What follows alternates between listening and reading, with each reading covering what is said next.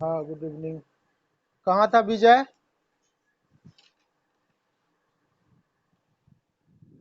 कहाँ था? अच्छा। द- ठीक है, देखो फिजिक्स। ठीक है, ज़्यादा बात नहीं करेंगे फिजिक्स पे। ये ये क्या है, देखो। ये फिजिक्स क्या होता है? नेचर के बारे में जो स्टडी करते हैं हम लोग, जो इवेंट होता है उसी को क्या बोलते हैं हम लोग? फिजिक्स। तो बोल सकते हो, simple definition, physics is the branch of physics is the branch of science we study we study about nature,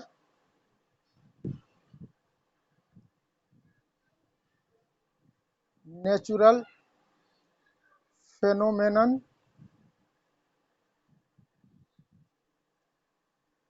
about nature, natural phenomenon, and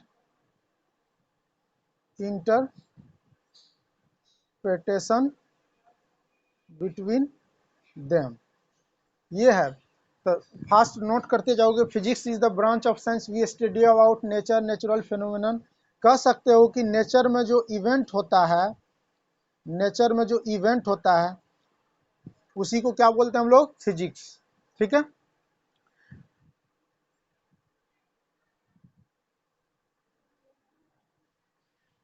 आ, आ, ठीक है।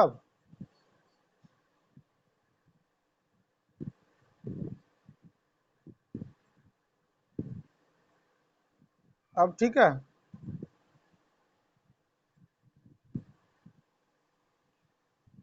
अब ठीक है सनी।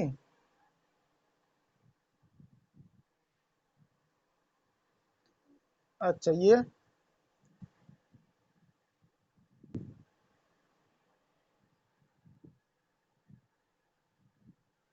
इसको दूसरे तरीके से भी करेंगे, फास्ट नोट करो।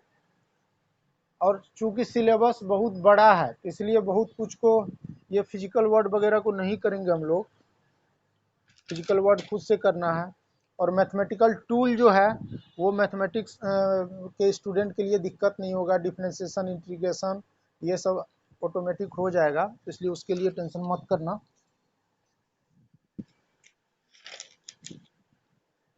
नोट कर लिया सब?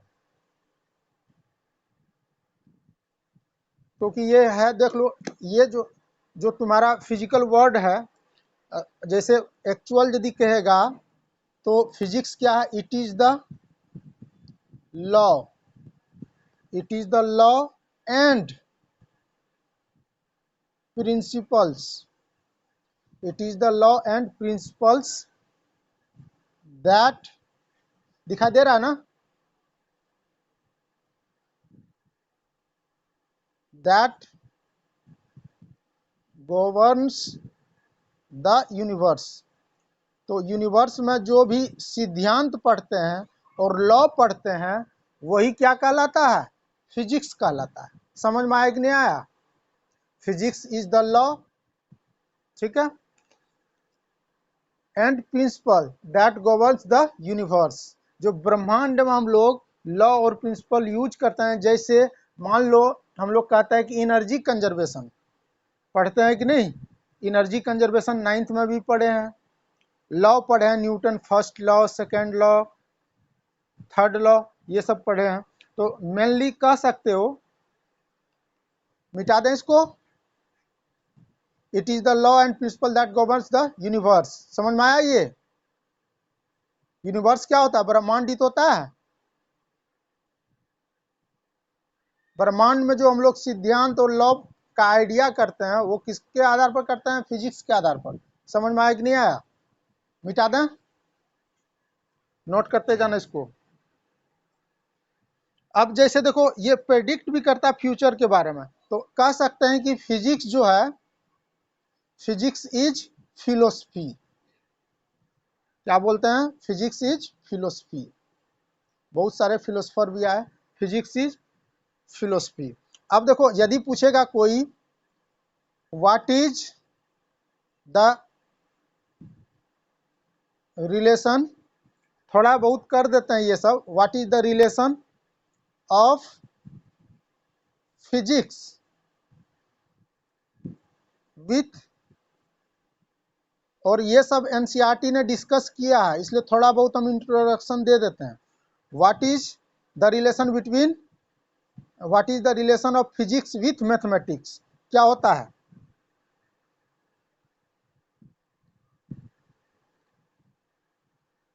उसके बाद ये है आर द टू सेम, क्या ये दोनों सेम है?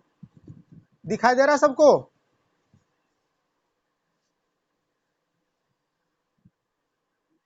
What is the relation of physics with mathematics, क्या रिलेशन है? आर द टू सेम, ये दोनों सेम है क्या? तो देखो आंसर क्या होगा, देख लो। फिजिक्स, देख लो, फिजिक्स इज क्या होगा? इनकम्प्लीट। फिजिक्स क्या होगा? Incomplete without mathematics. समझ में आया कि नहीं आया? Physics is incomplete without mathematics. Clear है? फिजिक्स पूरा कर सकते हो क्या बिना मैथ के? कोई भी एक्सरसाइज ले लो, कोई भी टॉपिक ले लो, तुम न्यूटन्स ले लो, F बराबर ma क्या देता है? मैथमेटिकल एक्सप्रेशन ऑफ फोर्स देता है कि नहीं? तो physics is incomplete without mathematics. Clear है कि नहीं है? हाँ, कौन है अब?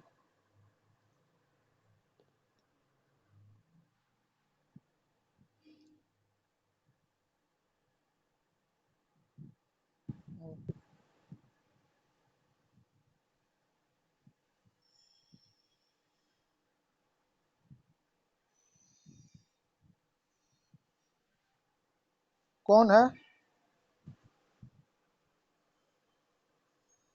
आ गया? देखो अब ये गड़बड़ हो जाता है ना बीच में, नहीं कट जाएगा तो ज्वाइन तो करोगे, और फर्स्ट क्लास मिस करोगे तो आगे दिक्कत होगा। ये नोट हो गया सबका? सनी लिख लिया ये? फिजिक्स इज इनकम्प्लीट, हाँ विदाउट, मिटा दे इसको। अब देखो बताए थे कि रिलेशन क्या होता है, फिजिक्स को बताए थे क्या होता है ये। एनसीईआर ऐसे नहीं कि वैसे हम मजाक में बोल दिए थे, फिजिक्स इज द किंग है। समझ में आया? और मैथमेटिक्स क्या बताए थे?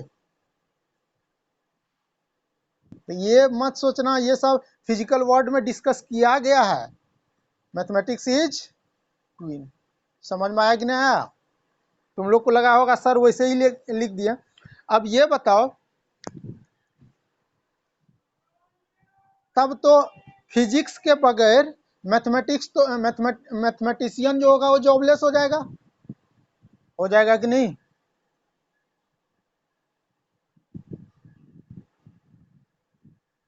ठीक है, तो खैर ये नोट कर लिया। ये सब फिजिकल वर्ड का है, यही सब चीज़ कहानी मिलेगा तुमको। ठीक है, फिजिकल वर्ड में और भी बहुत कुछ है, लेकिन हम फिजिकल वर्ड पे ज़्यादा डिस्कशन करने वाले नहीं है। ठीक है, थोड़ा सा एक और देख लो, मिटा दें। हाँ, क्या बोला?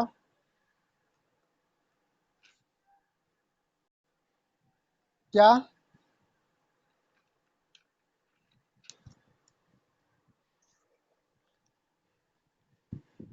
आवाज कट रहा है तुम्हारा।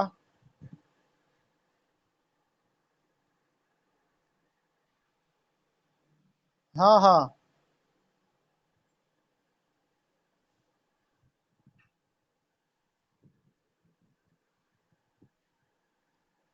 क्या चीज? क्या चीज है? तुम्हारे बुक में है? देखो ये कट रहा है तो फोन पे पूछ लेना वो चीज, ठीक है? कट रहा है तुम्हारा आवाज बिल्कुल। तुम लोग को भी कट के आ रहा है ना आवाज? कट रहा है तो देख लो थोड़ा सा। ये देखो स्कोप ऑफ फिजिक्स में थोड़ा सा हम ये डिस्कस करेंगे, scope of physics, scope of physics. तो इसमें देखो दो तरीके से इसको डिवाइड किया गया, देख लो पूरा संसार इसमें है, थोड़ा सा ये देख लो। एक होता है माइक्रोस्कोपिक,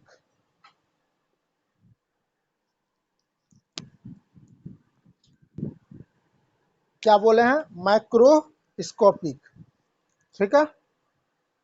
और इसी का दूसरा नाम है, थोड़ा सा स्पेस यहाँ कर लेना, इसी का दूसरा नाम है क्लासिकल,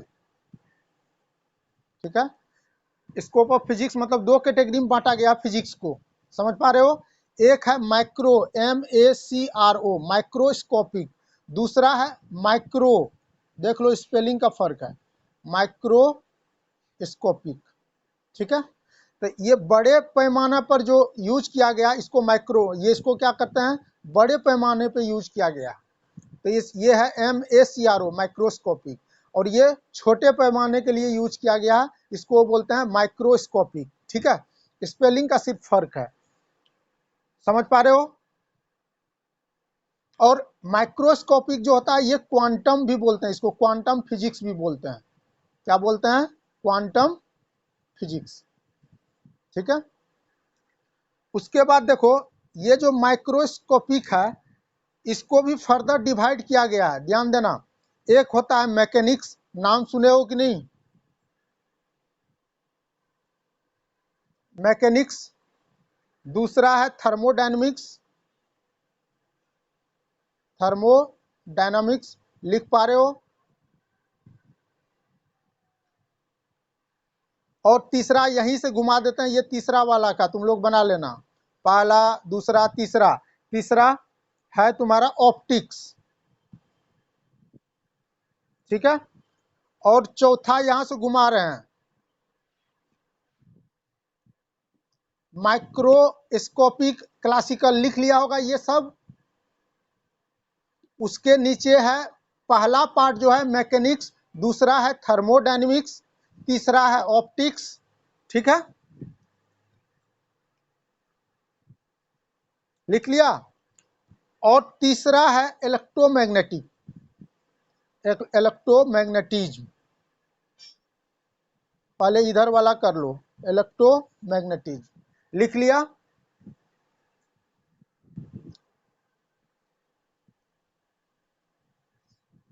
दिक्कत नहीं है ना, ये चार पार्ट है, माइक्रो या क्लासिकल जो फिजिक्स है उसका चार पार्ट में डिवाइड किया गया। ये बताओ मैकेनिक्स तो 11th में पढ़ना है ना, पढ़ना,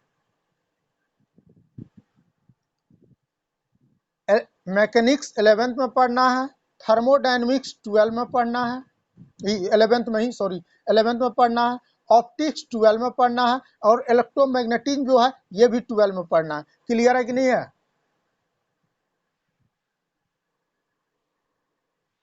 नोट कर लिया। ये स्पेसिफिकेशन देख लो सबका। तो मैकेनिक्स का बहुत बड़ा पार्ट है जो कि हम लोग पढ़ेंगे 11th में, ठीक है। ऑप्टिक्स है और इलेक्ट्रोमैग्नेटिज्म ये 12 का पार्ट है, नोट कर लिया। ये पार्ट हो गया क्लियर सबका, माइक्रोस्कोपिक और क्लासिकल का ये पार्ट है, क्लियर है, मिटाएंगे इसको क्योंकि क्लियर है। अब देखो माइक्रो, MI वाला, माइक्रोस्कोपिक को क्वांटम फिजिक्स भी बोलते हैं, ठीक है।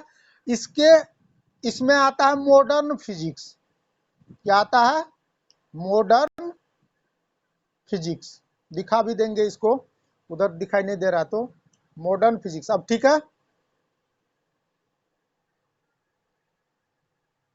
ठीक है। ये मॉडर्न फिजिक्स पढ़ना है 12 में, ठीक है, नोट कर लियो।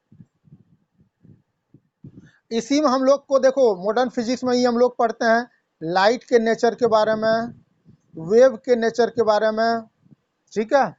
उसके बाद मिरर पढ़ते हैं, सॉरी इसमें वेव नेचर पढ़ते हैं। फिर तुम्हारा क्या सब पढ़ेंगे, सेमीकंडक्टर वगैरह पढ़ेंगे इसमें,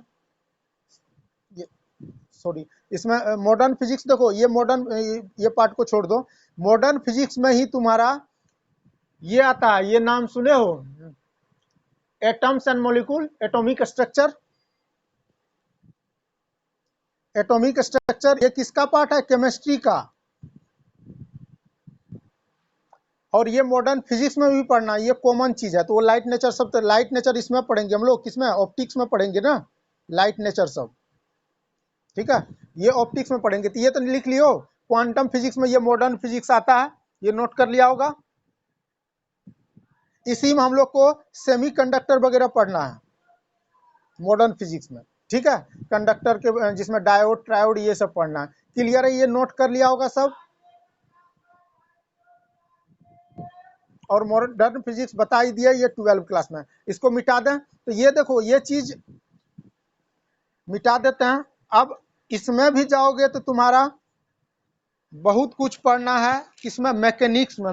मैकेनिक्स का पार्ट जो है बहुत बड़ा सा है, ठीक है, मैकेनिक्स का पार्ट बहुत बड़ा है, जिसमें कि तुम्हारा काइनेमेटिक्स आता है, लॉ ऑफ मोशन आता है, ग्रेविटेशन आता है, वर्क पावर एनर्जी आता है, साउंड आता है, रोटेशनल। तो मैकेनिक्स का पार्ट देख लेते हैं, थोड़ा सा लिख लेते हैं, पूरा तो नहीं लिखेंगे।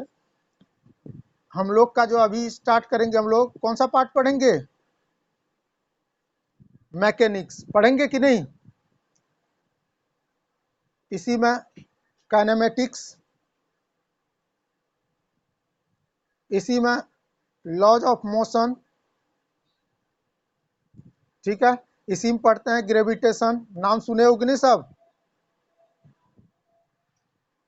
चौथा वर्क पावर एनर्जी, ठीक है, पांचवा ये साउंड, छठा फ्लूइड, ठीक है। उसके बाद सेंटर ऑफ मास वगैरह भी पढ़ना है, रोटेशनल, रोटेशनल मोशन, आठवां इलास्टिसिटी,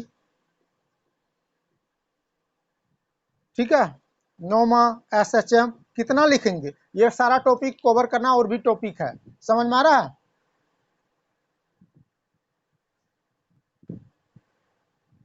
और ये सब पढ़ के आए हो, तो 9th जो स्टैंडर्ड पढ़े हो वो बिल्कुल बच्चा वाला चीज था। अब पढ़ोगे जिसमें कि मैथमेटिकल टूल वगैरह है, बुक में फिजिक्स में दिया हुआ, तो मैथमेटिकल टूल के लिए टेंशन मत लेना। ये नोट कर लिया होगा सब।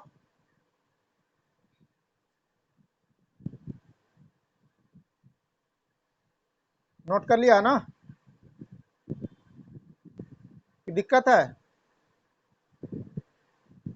ठीक है, तो खैर ये इंपॉर्टेंट नहीं है, अभी टॉपिक इंपॉर्टेंट नहीं है, इसलिए इसके लिए टेंशन मत लेना।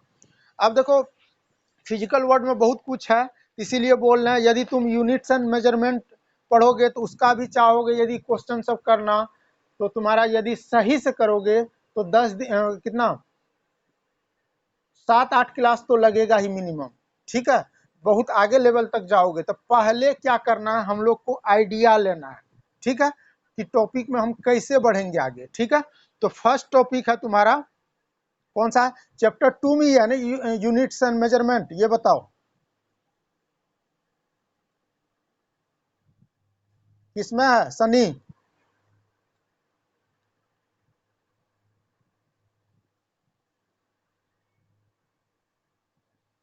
चैप्टर 1 में तो फिजिकल वर्ड ही है ना, यूनिट्स एंड मेजरमेंट। ये काफी इंपॉर्टेंट टॉपिक है कोई भी एग्जाम के लिए, ठीक है, यूनिट्स एंड मेजरमेंट। तो हम यहाँ से स्टार्ट करते हैं, पहले ही बोल दिए कि सिलेबस बहुत बड़ा है, पहले ओवरव्यू लेना जरूरी है। तो यूनिट्स एंड मेजरमेंट ये हेडिंग डालो, और पढ़ के भी आए हो बहुत, जो 9th में अभी पढ़े हो, देखना क्या काम आता है। यूनिट्स एंड मेजरमेंट हेडिंग डाल लिया।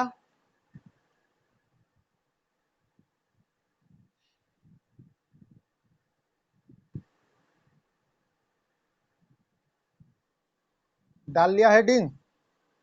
न्यूमेरिकल भी इस पर होगा, और जैसे जैसे टॉपिक पढ़ते जाओगे यूनिट्स एंड मेजरमेंट तुम्हारा क्लियर होते जाएगा। तो ये नोट कर लिया।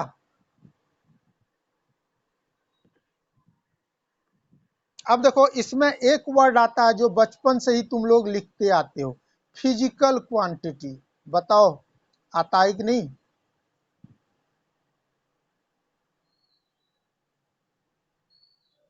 Physical quantity. और इसको देखो शॉर्ट में हम पी क्यू लिखेंगे, तुम लोग एग्जाम में मत लिख देना, ठीक है? क्योंकि इसमें तो फिजिकल क्वांटिटी किसको बोलेंगे? तो लिख लो द क्वांटिटीज, फास्ट नोट करो, ये सब बचपन से पढ़ रहे हो। The quantities which can be measured measured by an instrument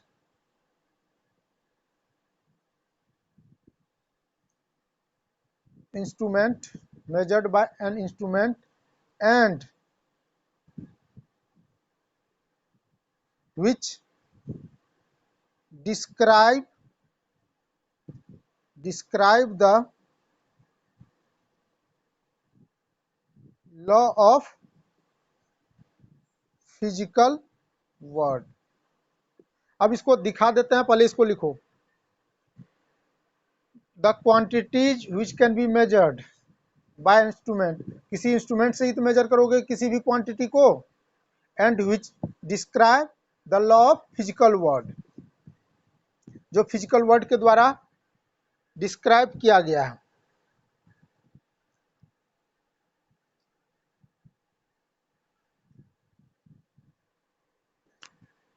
ध्यान से समझना,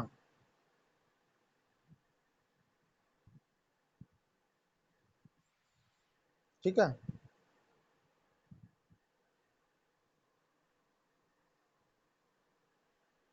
तो देखो फिजिकल वर्ड इसलिए बोला गया कि फिजिकल वर्ड के द्वारा ही लॉ ऑफ नेचर को समझाया गया। समझ में आ रहा है? फिजिकल वर्ड के द्वारा ही लॉ ऑफ नेचर को क्या किया गया? समझाया गया। इसीलिए वहां पे दिया गया है तुम्हारा क्या? फिजिकल वर्ड, ठीक है?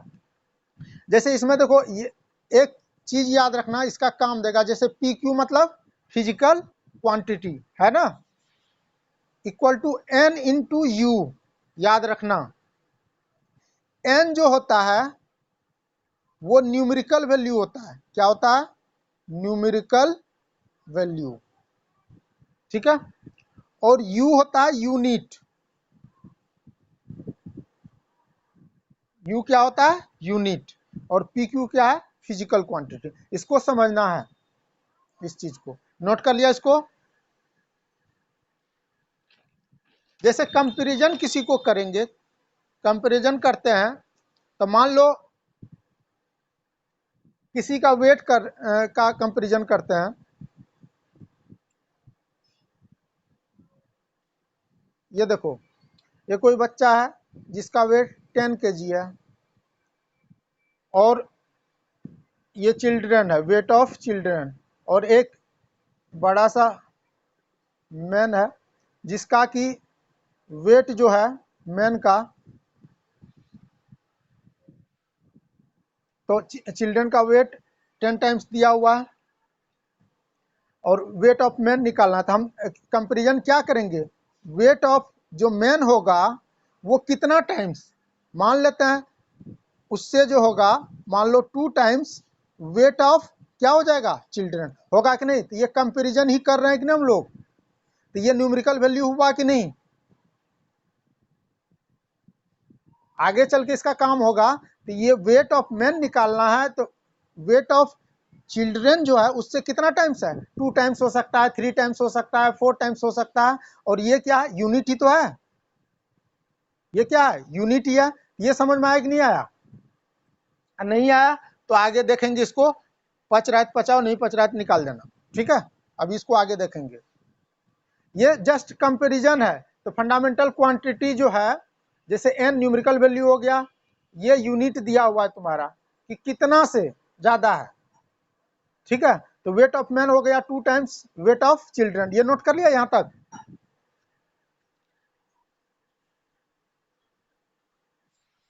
ठीक है? और फिजिकल क्वांटिटी किसको बोलते हैं? जो किसी भी अदर क्वांटिटी पे डिपेंड नहीं करे, वो खुद पे, तो उसको क्या बोलते हैं हम लोग? Physical quantity. ये तो पढ़ के आ रहा है ना बचपन से, कि नहीं आ रहा? आगे वो जो लिखा है रिलेशन समझ में आएगा। टाइप्स ऑफ फिजिकल क्वांटिटी, ये नोट कर लो। टाइप्स ऑफ फिजिकल, पहला तो याद होगा क्या होता है? फंडामेंटल होता है कि नहीं? दूसरा डेराइव्ड क्वांटिटी, तीसरा सप्लीमेंट्री, दिखा देंगे इसको क्वांटिटी, इसको देख लो। टाइप्स ऑफ फिजिकल क्वांटिटी में क्या है? पहला है फंडामेंटल क्वांटिटी, डेराइव्ड क्वांटिटी और सप्लीमेंट्री क्वांटिटी। नोट कर लिया? फास्ट नोट करो।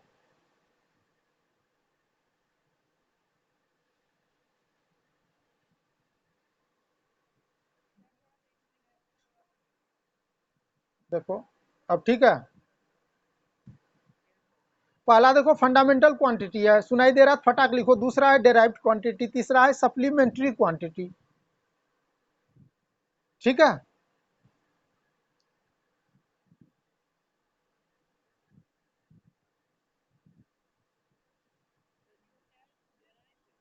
हाँ, डेराइव्ड, DERIVED, डेराइव्ड क्वांटिटी। ये सप्लीमेंट्री, SUPPLEMENTARY, सप्लीमेंट्री। दिक्कत होगा तो पूछ लेना, हम लिखा देंगे, ऐसा नहीं है।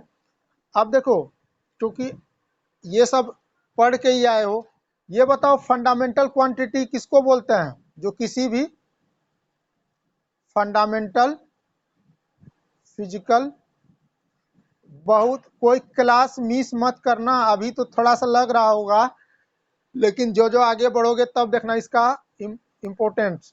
PQ, fundamental quantity which do not depend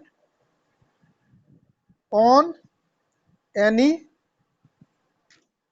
other physical quantity. यही तो होता है फंडामेंटल क्वांटिटी। क्या होता है? जो किसी भी दूसरे फिजिकल क्वांटिटी पे डिपेंड नहीं करता है, यही तो होता है फंडामेंटल। होता है कि नहीं? दिखाई दे रहा है सबको? फंडामेंटल फिजिकल क्वांटिटी में physical quantity which do not depends on any other physical, जो किसी भी दूसरे फिजिकल क्वांटिटी पे डिपेंड नहीं करता है, that is called fundamental quantity. There are 7 types of fundamental quantity, जो कि तुम लोग पढ़ के आए हो कि नहीं?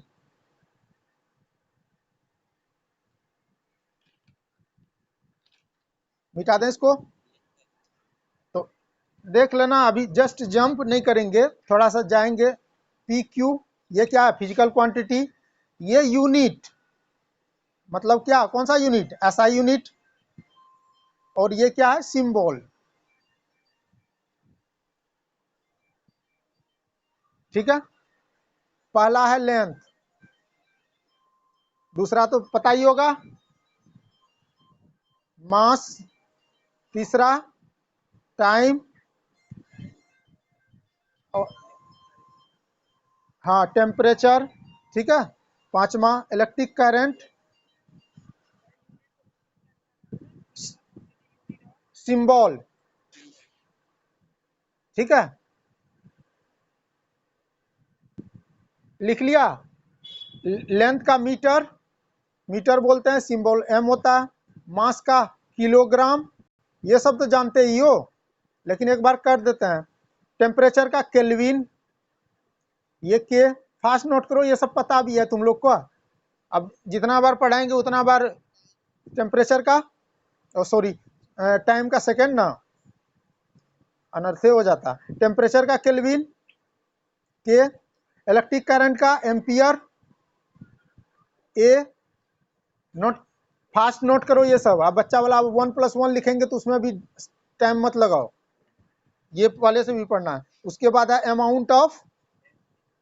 अमाउंट ऑफ सब्सटेंसेस, है ना? अमाउंट ऑफ सब्सटेंस, इसका क्या होता है मोल, और ये MOL बोलते हैं इसको मोल। वैसे ये तीनों का काम है, अभी काम तो सबका पड़ेगा क्योंकि तुम्हारा कोई किसी का भी पूछ सकता है। और अगला कौन सा है ल्यूमिनस, हाँ ल्यूमिनस कैंडला और KD। पांचवा इलेक्ट्रिक करंट एम्पियर ए। देखो लेंथ का मीटर, मास का किलोग्राम केजी, टाइम का सेकंड, टेम्परेचर का केल्विन, इलेक्ट्रिक करंट का एम्पियर, अमाउंट ऑफ सब्सटेंस का मोल, ल्यूमिनस इंटेंसिटी का कैंडेला, उसको शॉर्ट में CD बोलते हैं कैंडेला। ये चूंकि 9th में भी पढ़ा है इसलिए हम इसको फास्ट लेके चल रहे हैं, और ये सबको पता होगा, ऐसा कोई नहीं होगा जिसको पता नहीं होगा। ठीक है, नोट कर लिया।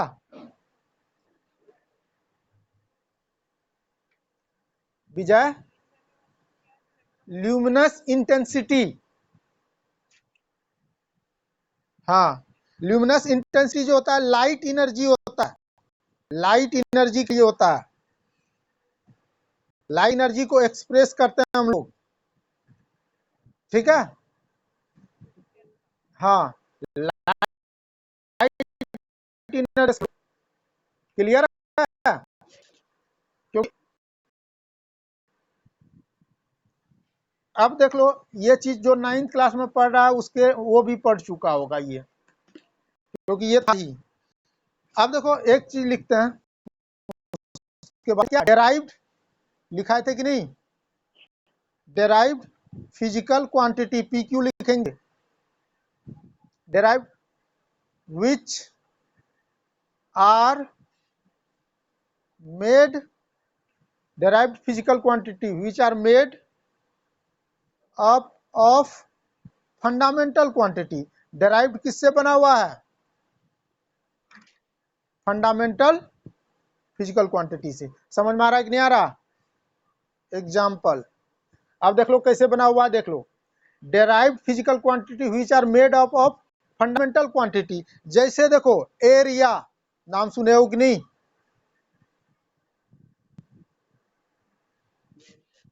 यूनिट क्या होता है मीटर स्क्वायर होगा कि नहीं, क्योंकि एरिया क्या होता है लेंथ इनटू ब्रीथ होता है कि नहीं। मान लो रेक्टेंगल वगैरह ले लिए तो लेंथ इनटू ब्रीथ, तो ये भी लेंथ ही है और ये भी तो लेंथ ही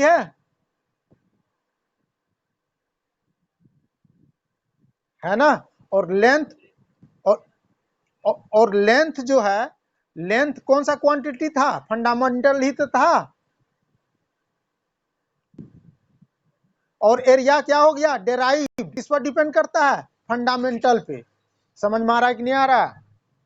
अगला है वेलोसिटी, वेलोसिटी क्या होता है डिस्प्लेसमेंट अपॉन टाइम होता है कि नहीं, डिस्प्लेसमेंट भी तो लेंथ ही है,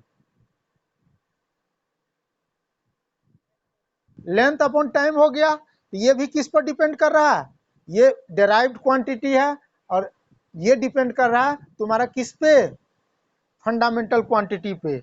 जैसे फोर्स, वर्क, है ना, लिखते जाओ ये सब, क्योंकि ये सब मोमेंटम सबको याद होगा, मोमेंटम, एक्सेलरेशन पढ़े हो कि नहीं, ये सब कौन सा है ये डेराइव्ड क्वांटिटी है, और सारा डिपेंड करता है देख लो लेंथ मास टाइम पे कर रहा है कि नहीं। फोर्स निकालोगे, force equal to mass into acceleration, mass का पढ़ लियो केजी पढ़े हो कि नहीं, और एक्सेलरेशन को होता है मीटर पर सेकंड स्क्वायर, तो ये यूनिट भी निकाल लो, किससे निकाल रहे हो फंडामेंटल से निकाल रहे हो। ठीक है, तो फोर्स भी क्या हो जाएगा डेराइव्ड क्वांटिटी। क्लियर है कि नहीं है, फिर आगे डिस्कस करेंगे इस पे। ठीक है, अब लास्ट ये वाला देख लो, इसको देखेंगे, मिटा दे इसको, क्योंकि ये सब तो तुम लोग का जाना पहचाना है, सब का जाना पहचाना है ये सब चीज, ऐसा नहीं है। अब तीसरा कौन सा था? सप्लीमेंट्री, सप्लीमेंट्री है ना, सप्लीमेंट्री फिजिकल क्वांटिटी, यही था ना। पहला है प्लेन एंगल, और इसी का नाम है एंगल भी बोलते हैं, प्लेन एंगल और एंगल। दूसरा है सॉलिड एंगल, क्या नाम है? Solid angle. तो दो तरह का होता है, ध्यान देना यहाँ पे। सप्लीमेंट्री में क्या है? प्लेन एंगल, उसी को एंगल बोलते हैं, और दूसरा क्या है? Solid angle. ठीक है, नोट कर लिया?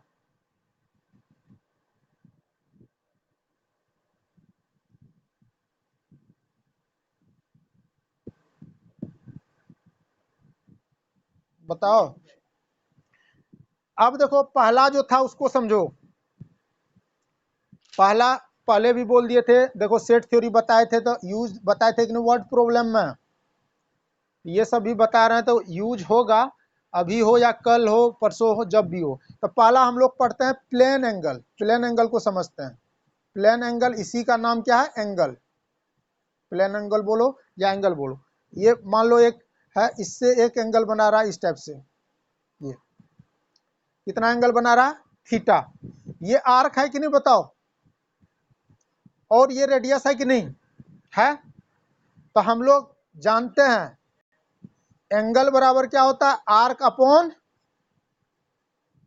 रेडियस। याद रखना, ये एंगल इक्वल टू क्या होता है? Arc upon radius. ठीक है, तो ये थीटा, थीटा क्या हो गया? Arc upon radius. कितना है? आर है, रेडियस ही रहने देते हैं ये।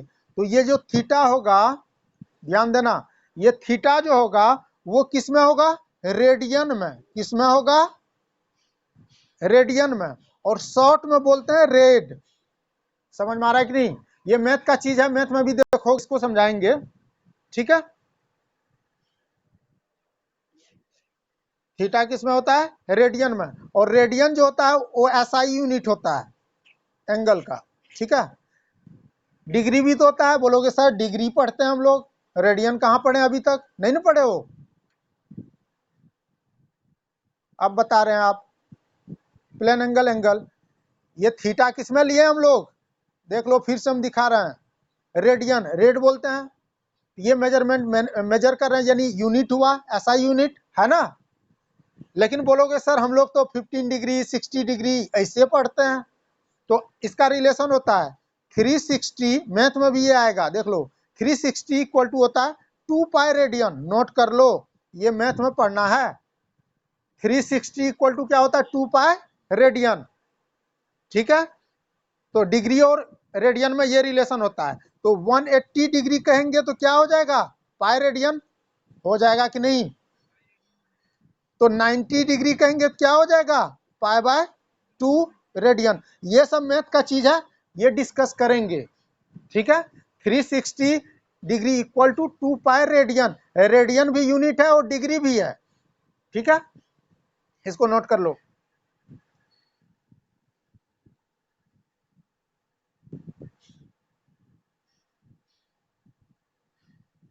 नोट कर लिया?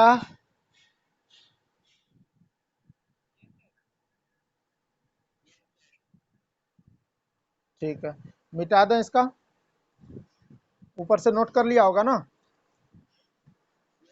देखो वैसे ये सब मैथ का चीज है, तुम लोग के लिए तो सिंपल ही लगेगा, लेकिन एक बार डिस्कस कर देते हैं अभी। दूसरा क्या था? सॉलिड एंगल था कि नहीं? दूसरा सॉलिड एंगल। अब देखो कौन देखे हो तुम लोग? देखे हो ना? अब यहां से मान लो ऊपर से हम डिफरेंट डिफरेंट शेप से देख रहे हैं, ऐसे ऐसे देख रहे हैं, ऐसे ऐसे देख रहे हैं, देखना इसको, ऐसे ऐसे देख रहे हैं, यहां एंगल बनेगा कि नहीं? ये जो एंगल बनेगा वही होगा सॉलिड एंगल। क्या बनेगा? Solid angle. तो इसके लिए देख लो, ये जो एरिया है ए है, ठीक है, और इसका जो ये दिया हुआ तुम्हारा रेडियस, मान लो इसका आर है, ठीक है, रेडियस आर है, तो ये जो एंगल होगा वो एंगल थीटा इक्वल टू, अभी सिर्फ ये याद रखना, ए अपॉन होता है आर स्क्वायर, ठीक है। और ये जो एंगल होता है सॉलिड एंगल के केस में, इसको बोलते हैं स्टेरेडियन। क्या बोलते हैं? स्टेरेडियन। और इसको शॉर्ट में एसडी बोलते हैं। ये इतना ही याद रखना अभी।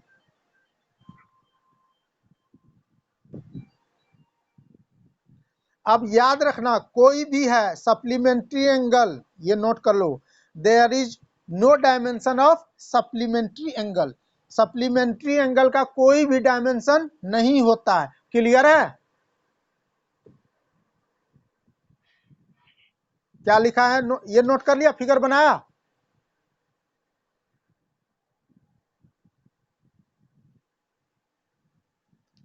फिगर बना लिया? स्टेरेडियन है, यहां पे नोट करके लेना, there is no dimension of supplementary angle. Supplementary angle का कोई डायमेंशन नहीं होता है, चाहे सॉलिड एंगल हो या प्लेन एंगल हो। क्लियर है कि नहीं है?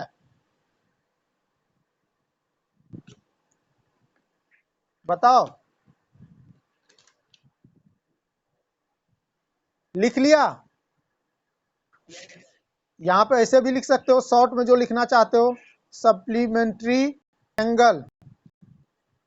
देखो क्वेश्चन पूछ भी रहा, सप्लीमेंट्री एंगल नो डायमेंशन। अभी डायमेंशन पे आएंगे हम लोग, टेंशन मत लो। नो डायमेंशन, इसका डायमेंशन ये, यानी नो डायमेंशन मतलब डायमेंशन लेस होता है। डायमेंशन पे आएंगे हम लोग, ठीक है। क्लियर है यहां तक?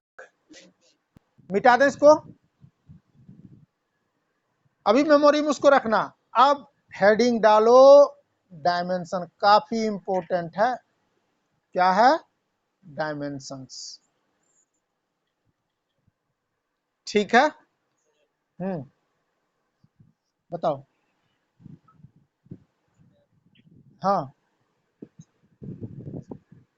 बताओ सनी। जब अभी पढ़ो, बाद में डिस्कस कर देंगे, अभी नहीं आएगा, क्योंकि वो सब टॉपिक पे जाएगा जब, तब इस पर अभी जो पढ़ रहे यूनिट्स एंड मेजरमेंट सब पढ़ रहे हैं, जब आएगा तो उसको डिस्कस कर देंगे, ठीक है। वो सब कर देंगे, जो आने वाला है उसको हम डिस्कस कर देते हैं। और वो करोगे नीट एग्जाम या आईआईटी ये सब आएगा, तो इसलिए क्वेश्चन तो देखो बहुत सारा है क्वेश्चन दुनिया में, ठीक है। दुनिया में क्वेश्चन बहुत होगा, लेकिन जो चीज का हमको, जो डिस्कस कर रहे हैं, तुम्हारा डिस्कस कर रहे हैं इसलिए कर रहे हैं कि अभी जैसे दे देगा, क्यों डिस्कस कर रहे हैं, एग्जाम में भी तुम्हारा आएगा। एक चीज अभी जस्ट देते हैं कि हम इसका डिस्कशन क्यों किए हैं, ये बता रहे हैं जस्ट, कि हम इसी एंगल का क्यों यूज किए हैं। एंगल के बारे में आइडिया हो गया। जैसे दे देगा तुमको, मान लो y equal to A sine, क्योंकि उसका यूज नहीं है अभी, है y बराबर ए साइन ओमेगा टी, लिख omega T minus K X लिखे हैं कि नहीं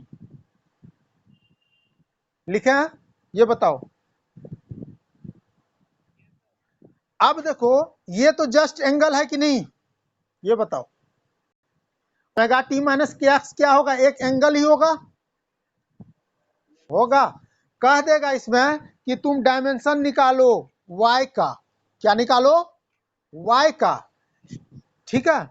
ए दे दिया है डिस्प्लेसमेंट। क्या दे दिया है? डिस्प्लेसमेंट, ठीक है। ध्यान देना हम क्यों बता रहे हैं, और ये क्वेश्चन अभी कराने वाले हैं। y है डिस्प्लेस, ए क्या है? डिस्प्लेसमेंट है, एम्पलीट्यूड है, डिस्प्लेसमेंट है। हमको y का डायमेंशन निकालना है, ठीक है।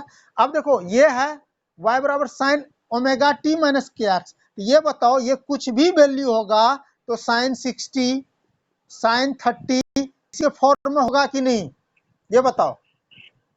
और इसका तो न्यूमेरिकल वैल्यू होगा ना, साइन 30 का वैल्यू √3/2, साइन 30 का वैल्यू 1/2। ये न्यूमेरिकल, क्या न्यूमेरिकल वैल्यू का कोई डायमेंशन होगा? एंगल का अभी जस्ट बताए हैं, supplementary angle, there is no dimension of supplementary angle, लिखाए हैं। बता दो लिखा है कि नहीं। जब इसका होता ही नहीं है डायमेंशन, लेकिन ये नहीं बोलना कि ओमेगा टी का भी नहीं होगा। ये एंगल जो भी आएगा उसका कोई डायमेंशन नहीं होता है, इसीलिए वो चीज को डिस्कस किया है। और ये क्वेश्चन आएगा अभी एक एक दो क्या बोलोगे, एक क्लास बाद आएगा, तो हम उस चीज पे डिस्कस करते हैं। बहुत सारा संसार में बहुत क्वेश्चन है, कहीं भी डालोगे तो आएगा, तो हम उस चीज का डिस्कशन करते हैं जो जी एग्जाम और ये नीट एग्जाम ये सब आने वाला है। इसलिए वो सब आएगा तो देख लेंगे उसको। तो ये चीज नहीं समझ में आया कि एंगल क्यों बताएं, अभी समझ में नहीं आया, आएगा। ठीक है, इसलिए ठीक है सनी, उस पर तो आएंगे। अभी बोल तो रहे हैं कि अभी थोड़ा सा पेशेंस रखो, एक दो क्लास सीरियसली कर लो। ठीक है, ओमेगा है एंगुलर वेलोसिटी, नाम सुने हो? ओमेगा अभी देखो डायमेंशंस पढ़ रहे हैं, ठीक है, यूनिट्स एंड डायमेंशन। और कोई भी तुम क्वेश्चन बनाओगे तो तुम्हारा जिस जिस टाइप का आएगा उस टाइप से हम सारा कुछ डिस्कस कर दिए अभी। ठीक है, और इसमें अभी टाइप 1 टाइप 2 टाइप 3 करके करवाना पड़ेगा डायमेंशन को। ठीक है, इसलिए सिलेबस बहुत बड़ा है, और एक एक चीज पे ये मत जाना, बहुत सारा है उस पर अभी नहीं जाना। अभी दो तरह का एंगल हम बताए ना, सॉलिड एंगल और प्लेन एंगल। ठीक है, अभी प्लेन एंगल बारे में बता ही दिए हैं तुमको कि प्लेन एंगल का यूज कहाँ होगा, ये तुम्हारा आने वाला है। तो इसलिए एक दो क्लास पेशेंस रखो तो समझ में आ जाएगा। पहला देखो, जैसे डायमेंशंस हेडिंग लगाए थे, डायमेंशंस लेंथ, लेंथ का डायमेंशन होता है एल। ठीक है, मास का डायमेंशन होता है एम, टाइम का टी, चौथा टेम्परेचर का, कहीं कहीं देखो बुक में के भी रहता है और थीटा भी रहता है। ठीक है, टेम्परेचर का देख लो, हम फंडामेंटल क्वांटिटी ही लिख रहे हैं इसका डायमेंशन। ठीक है, पांचवा कौन सा था, क्योंकि सिलेबस छोटा नहीं, इलेक्ट्रिक करंट। इलेक्ट्रिक करंट का ए होता है डायमेंशन, या आई भी लिखते हैं। ठीक है, इलेक्ट्रिक करंट का ए और आई भी लिखते हैं। छठा ल्यूमिनस, था कि नहीं फंडामेंटल क्वांटिटी, ल्यूमिनस इंटेंसिटी, इसको सी से डिनोट करते हैं। ठीक है, सातवां amount of substances, amount of substances को मोल से डिनोट करते हैं, सिर्फ मोल, स्पेलिंग होता है MOL। ये नोट कर लिया सब?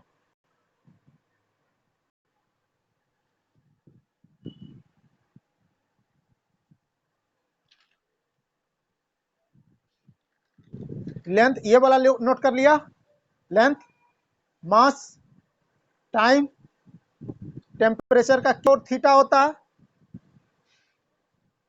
ठीक है, इलेक्ट्रिक करंट का ए और आई होता है, ल्यूमिनस इंटेंसिटी का सी होता है, और अमाउंट ऑफ सबस्टांसेस का मोल होता है। लिख लिया यहां तक?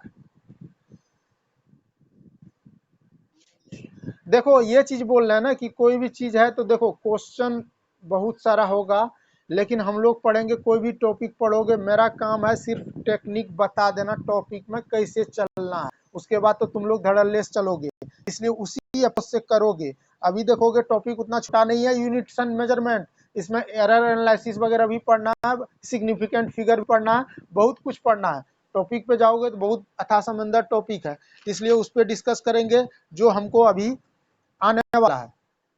ये देखो कुछ का, अब देखो dimension of physical quantity, P लिखते हैं। जैसे कोई पूछेगा बताओ एरिया का क्या हो जाएगा, लिख लोगे?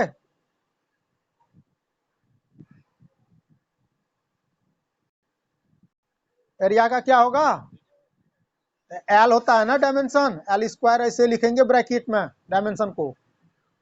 ठीक है, अब देखो एक चीज इसका, एक चीज नोट कर लो, इसका पहले ये लिख लो नोट करके डायमेंशन के बारे में। देखो डायमेंशन होता क्या है। Dimensions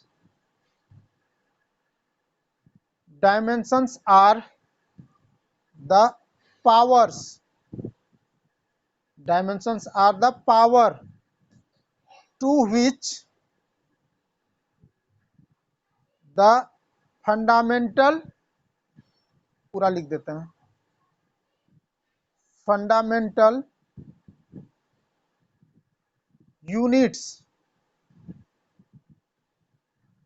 are raised, fundamental units are raised in order to express the derived unit, लिख पा रहे हो, ऑफ ए क्वांटिटी। नहीं समझ में आया होगा। Dimensions are the power, dimensions are the powers, लिख लिया।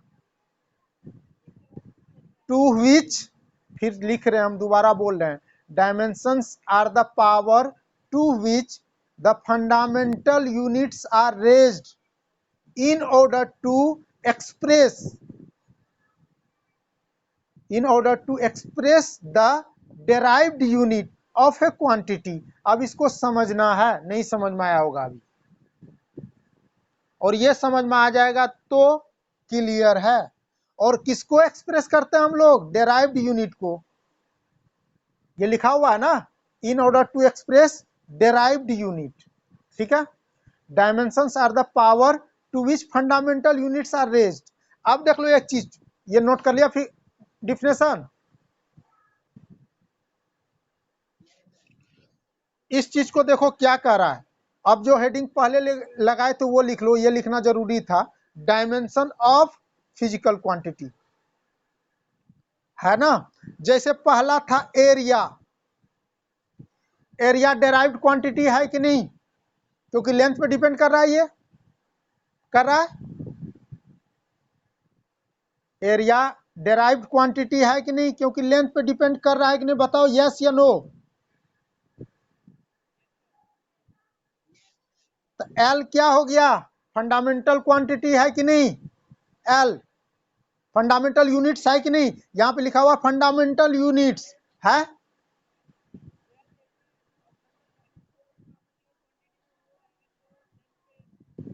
जो फंडामेंटल यूनिट्स पे डिपेंड कर रहा है, देख लो फंडामेंटल यूनिट्स है लिखा हुआ। आर रेज्ड, यानी फंडामेंटल यूनिट पे रेज करना है, क्या? पावर चढ़ाना है उस पे। समझ में आ रहा है कि नहीं आ रहा? तो हम लोग डेराइव्ड क्वांटिटी को डिपेंड करेंगे। तो एरिया क्या होता है? एल इंटू एल होता है कि नहीं? एल इंटू एल, इसका मतलब एल स्क्वायर हो गया कि नहीं? इसका एरिया का डायमेंशन बताओ। तो डेराइव्ड यूनिट को हम एक्सप्रेस करने के लिए क्या करते हैं? फंडामेंटल यूनिट पे पावर चढ़ा दे रहे हैं। यही तो बोल रहा है तुम्हारा नोट में जो लिखा है ये वाला। डायमेंशन क्या होता है? Those power to which fundamental units are raise in order to express the derived unit of a quantity. Clear है? दूसरा है वॉल्यूम। अभी हल्के में मत लो ये टॉपिक को। वॉल्यूम क्या हो जाएगा बताओ? फंडामेंटल क्या एल है? एल क्यूब हो जाएगा कि नहीं? हो जाएगा। दूसरा, तीसरा डेंसिटी का बताओ। ये डेराइव्ड क्वांटिटी है कि नहीं? अभी धीरे धीरे बढ़ेंगे। डेंसिटी क्या होता है? मास पर यूनिट वॉल्यूम। इसका बताओ यूनिट, केजी पर मीटर क्यूब होता है कि नहीं? पढ़ के आए हो तुम लोग ऐसा यूनिट सब। और मास का बताए थे, एम से डिनोट करते हैं कि नहीं? और मीटर को किस में करते हैं? एल क्यू में करते हैं। तो ये ऊपर चला जाएगा एम, एल पे पावर कितना? -1, m1 और एल पे पावर -3। ये समझ में आया कि नहीं? ये डायमेंशन किसका है? डेंसिटी का। यदि दुनिया का कोई भी फॉर्मूला पता है तो तुम डायमेंशन निकाल सकते हो on the basis of 7 fundamental units. निकाल सकते हो। मास पर यूनिट वॉल्यूम डेंसिटी होता है कि नहीं, डेंसिटी का यूनिट क्या होता है, केजी अपन मीटर क्यूब, वॉल्यूम का। केजी को किसमें एक्सप्रेस करते हैं, डायमेंशन क्या होता है, एम, एम डायमेंशन, और मीटर का क्या होता है, लेंथ, एल क्यूब, एम पर पावर 1 एल पे, टेक्निक समझ लो, ठीक है। अभी सिंपल सिंपल, अभी बेसिक लेवल 0 से भी नीचे जा रहे हैं हम लोग, ये 9th स्टैंडर्ड का चीज पढ़ रहे हैं हम लोग, ठीक है। क्योंकि अभी तुरंत एक कहोगे तो बहुत बढ़िया क्वेश्चन दे देंगे, तब समझ में आएगा कि क्यों पढ़ रहे हैं अभी, ठीक है।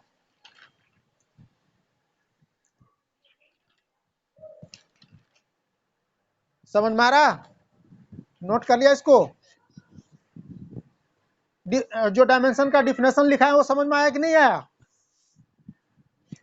अब देखो वेलोसिटी, बताओ क्या होता है, फॉर्मूला पता है,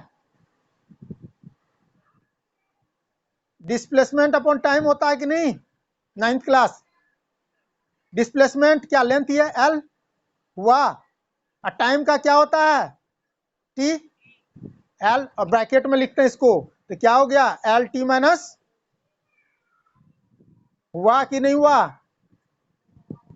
अब देखो वेलोसिटी के एक्सप्रेशन में डायमेंशन मास का नहीं है, तो हम इसको ऐसे भी ये लिखो, या m0 l पे पावर 1 t पे पावर -1, ये दोनों का मतलब सेम ही है, मास तो है ही नहीं इस वेलोसिटी में। समझ में आया कि नहीं आया, ठीक है। एक्सेलेरेशन का बताओ,